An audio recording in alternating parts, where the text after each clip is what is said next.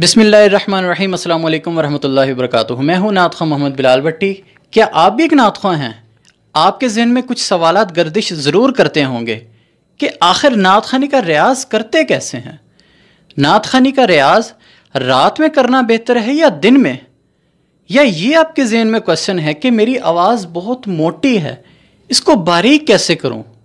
या ये सवाल हो सकता है कि मेरी आवाज़ बहुत बारीक है, इसको मोटी कैसे करूँ? या आपके जहन में ये भी सवाल हो सकता है कि मैं अपने गले की केयर कैसे करूं? मेरे गले के लिए कौन सा शरबत सबसे बेस्ट रहेगा?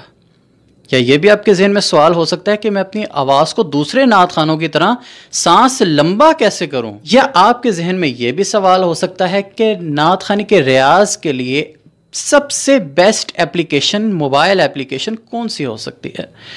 तो आज आपके किए गए इन तमाम सवालात के जवाब मैं देने वाला हूं। आपने बिल्कुल परेशान नहीं होना, बस इस वीडियो को एंड तक ज़रूर देखना है, कहीं भी स्किप नहीं करना, क्योंकि आज की वीडियो मैंने बहुत मेहनत के साथ बनाई है। वो इस तरह कि मेरी गुज़िश्ता वीडियो के कमेंट सेक्शन में आप सब ने जितने भी सवालात पूछे उन सबको मैंने नोट डाउन किया और आज मैं उनके जवाबात तफसील से देना चाहता हूँ ताकि आपके तमाम कंसेप्ट्स क्लियर हों और आपको कुछ ना कुछ सीखने को मिले। इससे पहले कि तमाम पॉइंट्स की तरफ बढ़ा जाए, इस चैनल को जल्दी से कर दें सब्सक्राइब। अगर सब्सक्राइब कर रखा है तो थैंक यू सो मच। बस इस वीडियो को जल्दी से कर दें एक लाइक और आइए वीडियो की तरफ बढ़ते हैं। सबसे ज़्यादा पूछा जाने वाला सवाल वो ये कि बिलाल भाई, नात ख़्वानी का रियाज़ आखिर होता कैसे है और रात में करना बेहतर है, शाम में करना बेहतर है या दिन में करना बेहतर है?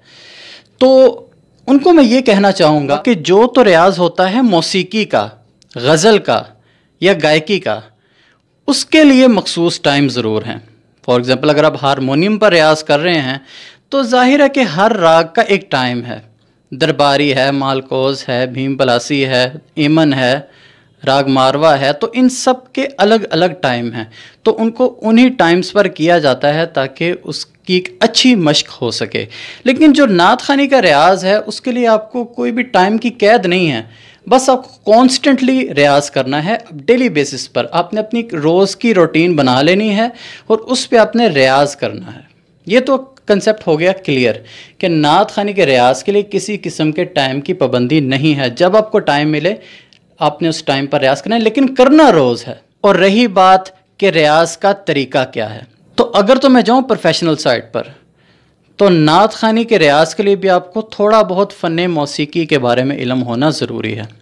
वो इसलिए ताकि आप अपना सुर अच्छी तरह से मेंटेन कर सकें और आप अपनी कॉम्पोजिशंस भी ख़ुद बना सकें, इस काबिल हों कि आप अपनी तर्ज़ें भी ख़ुद बना सकें, आपको किसी गाने की या फिल्मी धुन का सहारा ना लेना पड़े। तो अगर आप बिगिनर हैं तो घर में रियाज़ करना चाहते हैं तो मैं आपसे कहूँगा कि ऐसी जगह पर जाएं कि जहाँ पर शोर ना हो और ऐसी जगह भी हो कि जहाँ पे आपके रियाज़ से किसी दूसरे को प्रॉब्लम ना हो। होता ये कि घर में अक्सर हम ऊंची आवाज़ से रियाज़ करते हैं तो घर वाले कहते हैं कि यार अब क्यों इस तरह कर रहे हो। घर में कोई नमाज़ पढ़ रहा है, कोई और बीमार भी हो सकता है, तो 100 तरह की परेशानियां होती हैं। तो अब बेहतर है ऐसी जगह पर जाएं कि किसी पार्क में, किसी ग्राउंड में, किसी हॉल में, कि जहाँ पर आपको इन तमाम परेशानियों का सामना ना करना पड़े, आप खुल के पढ़ सकें। आप एक कलाम अपनी पसंद का सिलेक्ट कर लें और उस कलाम को आप गौर से सुने। एक एक शेर का आपने अलग अलग रियाज़ करना है। फॉर एग्ज़ाम्पल आपने कलाम सेलेक्ट किया, खुशबू है दो आलम में तेरी है गुले चीदा, जिस भी नात खान की आप पढ़ी हुई आपको पसंद है उसकी आप डाउनलोड करें। एक शेर को बगौर सुने कि नात खान ने लफ्ज़ कैसे अदा किए हैं, तलफ़्फ़ुज़ की अदायगी कैसी की है, लफ्ज़ों को कहाँ कहाँ पे सांस को तोड़ा है, कहाँ पे जोड़ा है, लफ्ज़ों की बाँट कैसे की है और सुर को कैसे उठाया है। सुर अपने अपना रखना है, सिर्फ जो जो चीज़ें मैंने बताई ये नोट करनी है। ये नोट करके आपने हूबहू उस तरह पढ़ने की कोशिश करनी है। तो हो सके साथ आप मोबाइल पर रिकॉर्ड कर लें, उसको बार बार सुने और बार बार जो है ना, इंसान ख़ुद अपनी आवाज़ रिकॉर्ड करके सुनता है तो उसको अच्छा आइडिया होता है कि मैं कहाँ गलती कर रहा हूँ। तो एक बार करें, 2 बार करें, 3 बार, हत्ता कि 8-10 दफ़ा करें, इससे आपकी गलती क्लियर हो जाएगी। रोज़ आप कम से कम आधा पौना घंटा इस तरह से रियाज़ करेंगे तो इंशाअल्लाह ताला आपको समझ आना शुरू होगी। अपनी रिकॉर्डिंग सुन सुन कर नात खान की सुने, फिर पढ़ें, रिकॉर्ड करें, उसको सुने। आपको इस तरह बार बार इस चीज़ को, सर्कल को आप रिपीट करेंगे, आपको आइडिया होगा कि मैं कहाँ कहाँ पे मिस्टेक कर रहा हूँ। उन मिस्टेक्स को आप नोट कर लें, उन पे आप वर्कआउट करना शुरू करें, रोज़ रियाजत करें, तो इंशाल्लाह ताला आपका ये प्रॉब्लम सॉल्व हो जाएगा। नेक्स्ट पॉइंट की तरफ चलते हैं, जो बहुत ज़्यादा पूछा गया है कि बिलाल भाई मेरी आवाज़ मोटी बहुत है और मैं इसे बारीक करना चाहता हूँ। और कोई पूछता है कि बिलाल भाई मेरी आवाज़ बारीक बहुत है, इसे मैं मोटी करना चाहता हूँ। तो मैं उन दोस्तों को ये कहना चाहूँगा कि अल्लाह पाक ने हर किसी को अलग अलग और यूनिक आवाज़ से नवाजा है। तो आप क्यों चाहते हैं कि अगर आपकी आवाज़ मोटी है तो मैं इसे बारीक कर लूँ, बारीक है तो मोटी कर लूँ? तो ये चीज़ आप नोट फरमा लें कि आप जितनी भी रियाजत कर लें, जैसे आपको वोकल कॉर्ड्स अता कर दिए गए हैं मालिक कायनात की तरफ से, उनको आप चेंज नहीं कर सकते।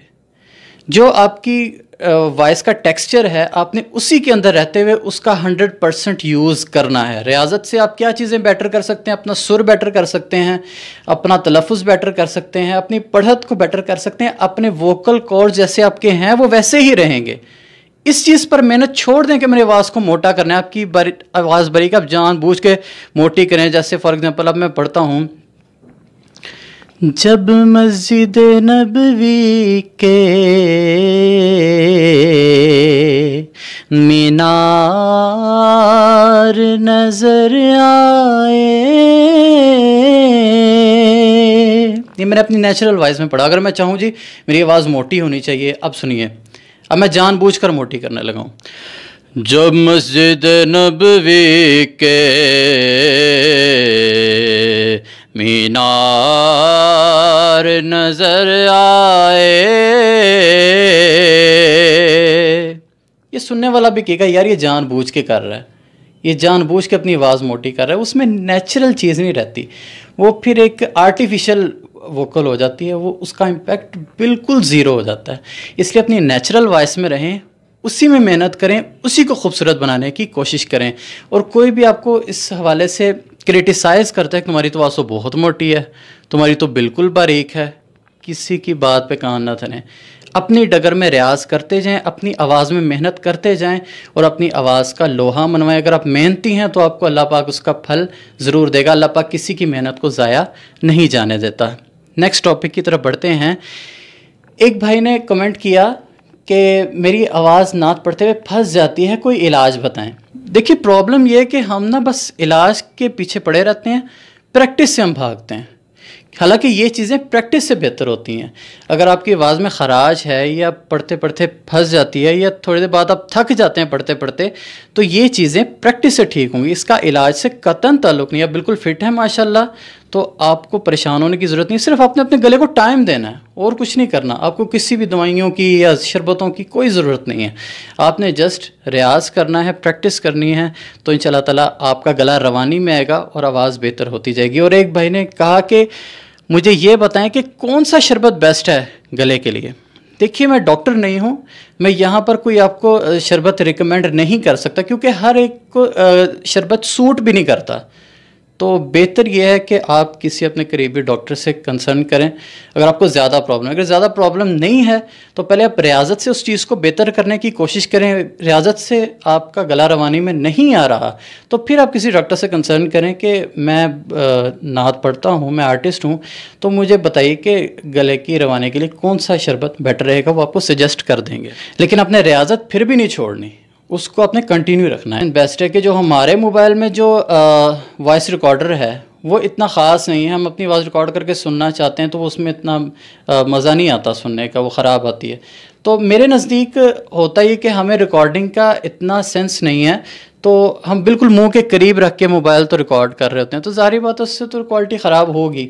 बेहतर यह है कि आप रिकॉर्डर खोल कर या तो कान से लगा लें और पढ़ें। उससे यह है कि आपकी आवाज़ जो है वो बिल्कुल मुनासिब सी रिकॉर्ड होगी और वो आवाज़ फटेगी नहीं। और अगर आपने सामने रखना तो कम से कम 1 फुट का फासला हो। फिर आप ऊंची आवाज़ भी लगाएंगे तो वो आवाज़ बिल्कुल ठीक रिकॉर्ड होगी, तो उसमें आपको किसी किस्म की परेशानी नहीं होगी। और गले की हिफाजत कैसे की जाए, इसके लिए मैं 2-3 बातें ज़रूर कहना चाहूँगा कि ज़्यादा ठंडे पानी से परहेज़ करें। होता है कि गर्मियों में हम फ्रिज खोलते हैं, ठंडा पानी निकाला, फ़ौरन से पी लिया, अपना टाइम बचाया। आपने ख़ुद इसके बारे में एहतियात करनी है। अगर ठंडा पानी पीने की तलब है तो उसमें कम से कम आप पानी मिक्स कर लें, उसको नीम ठंडा कर लें, ठीक है।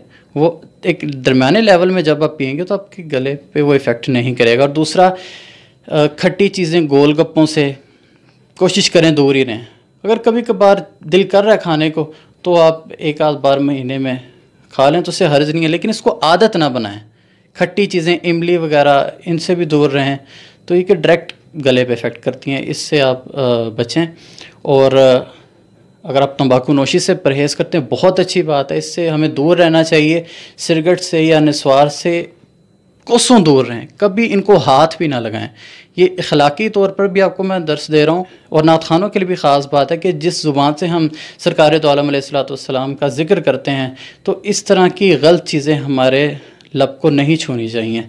एक तो हमारे सेहत पर भी असर होगा और हमारी परफॉर्मेंस पर भी असर होगा, और वैसे भी ये चीज़ें गलत हैं। जो इस चीज़ के आदी हैं वो इस चीज़ को छोड़ दें तो बहुत बेहतर है। तो उम्मीद करता हूँ आपके पूछे गए तमाम सवालात मैंने कवर कर दिए होंगे। अगर कवर नहीं हुआ कोई क्वेश्चन आपका पूछा गया तो आप मुझे कमेंट बॉक्स में बता सकते हैं कि बिलाल भाई आपने ये चीज़ मिस कर दी है, इसके बारे में बताएं।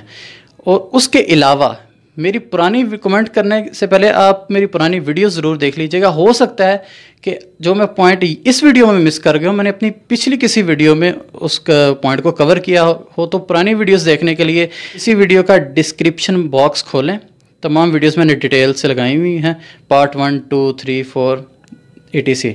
तो वहाँ से आप 1 बाय 1 करके मेरी वो तमाम वीडियो डिटेल से देखें, वहाँ से भी आपको बहुत कुछ सीखने को मिलेगा। और इस जैसी वीडियो ख़त्म होगी तो मैं एंड स्क्रीन पे भी अपनी पिछली वीडियोस लगा दूँगा, उनको भी डिटेल से देखें। तो अगर आपके पॉइंट्स उनमें भी नहीं मिलते तो आप कमेंट करें कि बिलाल भाई आपने ये क्वेश्चन कवर नहीं किया, तो उसके बारे में मैं वीडियो बनाऊँगा। तो मुझे यहाँ पर दीजिए इजाज़त। अल्लाह पाक आप सबको मक़ाम मदीना की हाज़िरी नसीब फरमाए। अल्लाह हाफ़िज़।